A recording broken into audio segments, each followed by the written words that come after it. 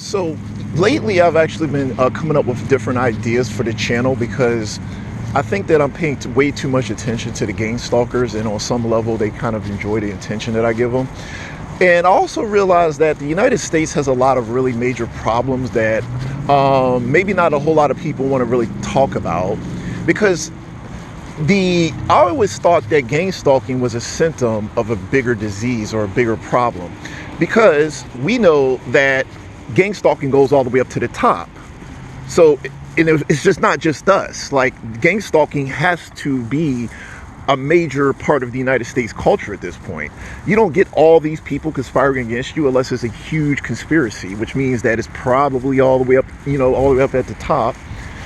So what I wanted to do is cover what I consider societal ills that affect pretty much every American.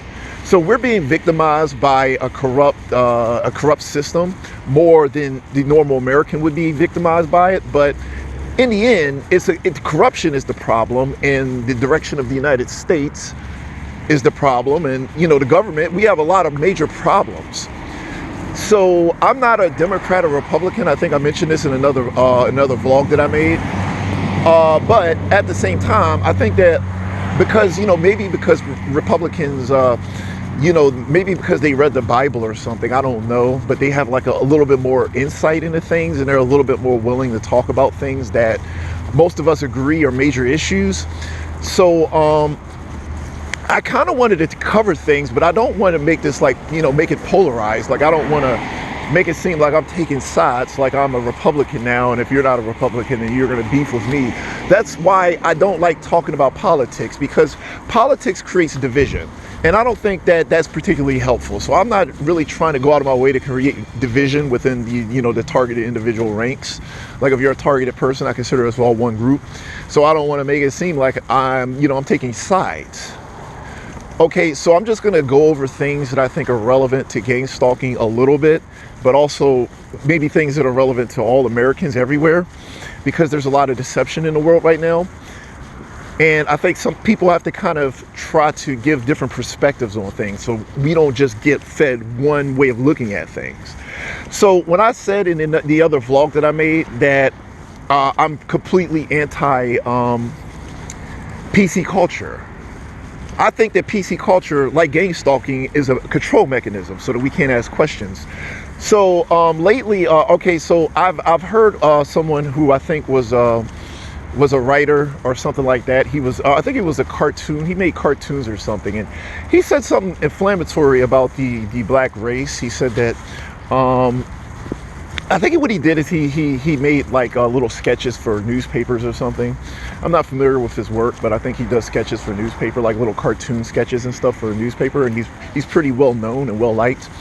So before I get into this, I'm not racist. I don't subscribe to the race theory or whatever like people would think. So the first thing I have to tell people is that this is not me being hateful.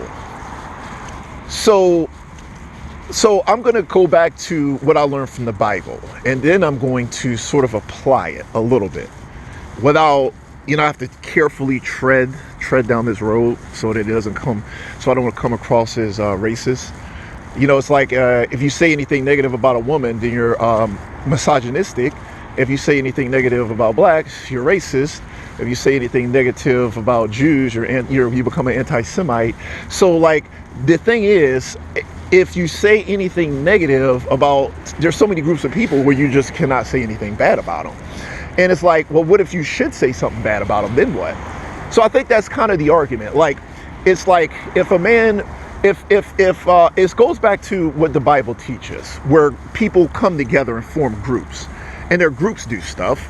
And it's kind of like, okay, so the United States is one country, right?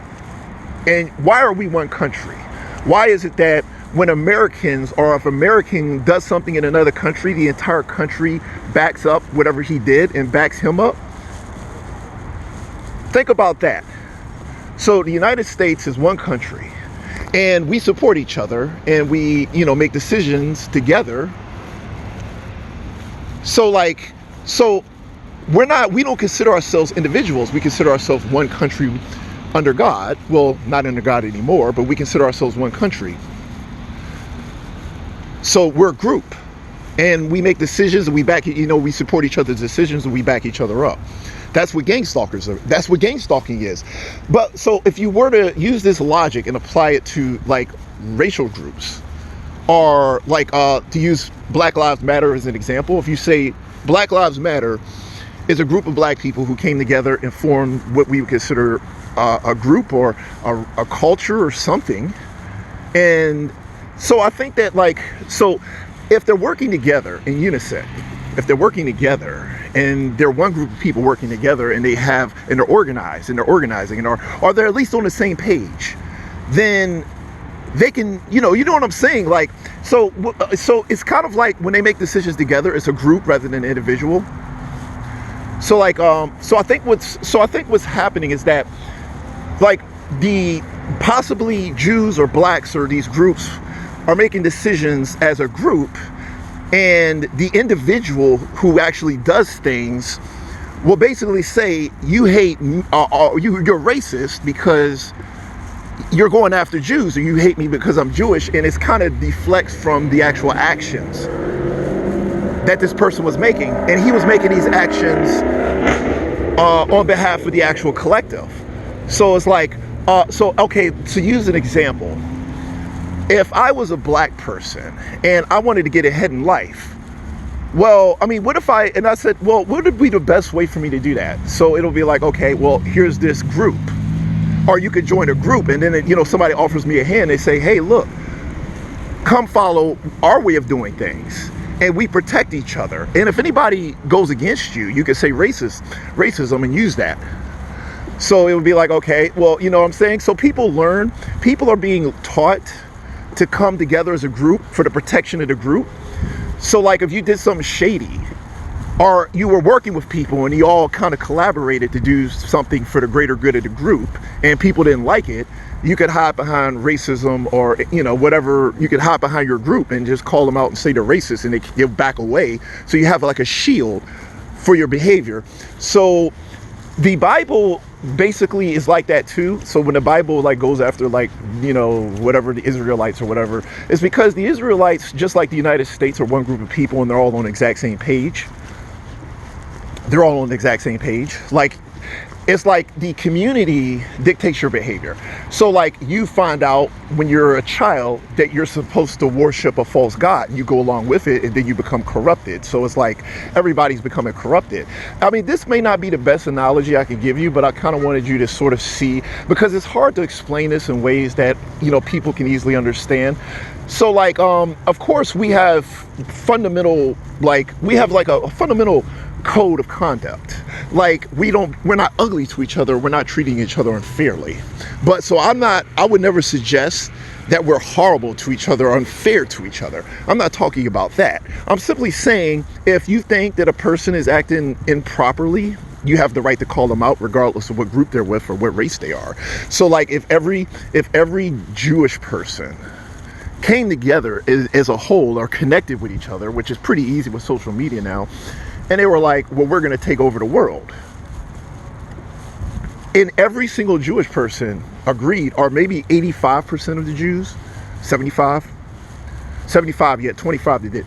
But you have 75% that do. And these 75% are aggressive. Like they're out in the world doing all sorts of stuff. So if you said the Jews, use this buzzword, the Jews are doing this, then they would say you're anti-Semite. So you wouldn't really be able to say that. So what could you do? You would just be like, well, there's nothing I can do. So you'd back away, and they would make progress, and you would back away. So what I'm saying is that when it comes to the deception of the world, you have to be incredibly careful.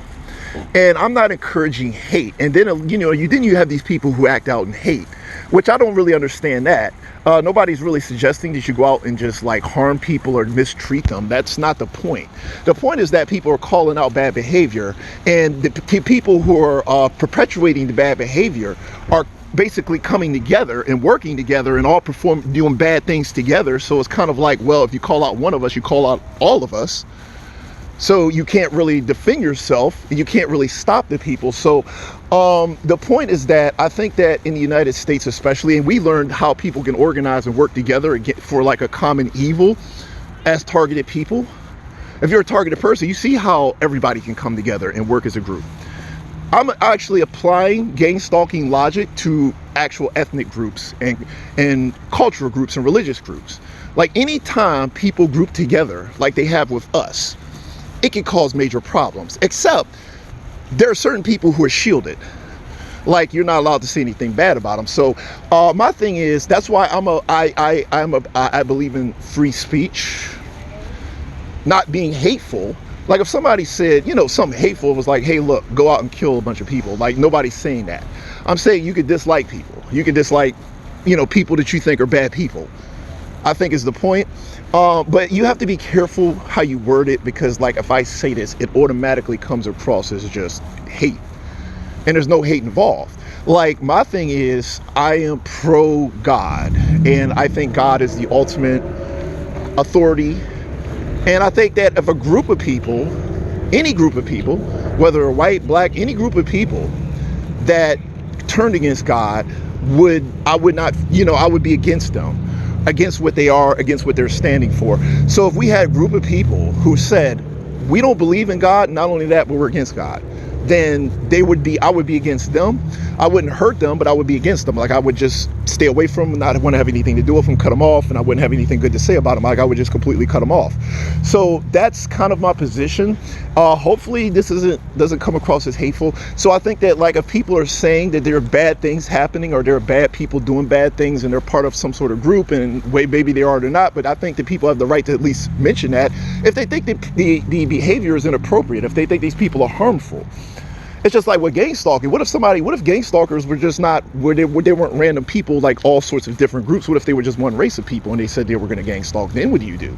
Like if I said anything negative about them, they'd be like, you're racist. So you couldn't say anything. You would just have to deal with it. Like what could you possibly do in that situation? So people organizing and coming together creates a shield, especially when it becomes racial or becomes religious. It creates a shield. That's why when it comes to I actually call out the church. I call the church out. So before everybody starts saying, oh, well, you believe in God, you're a Christian, I call out the church. I've made multiple vlogs talking about even the people who claim to be Christian. Nobody gets a pass. Nobody. Even people in the church, and these are people who say they're Christian, I'm against even them. Like anybody who's against God's teachings, even if you say you're on my team, if you're against God's teachings, I will call you out. No discrimination, no racism, completely fair.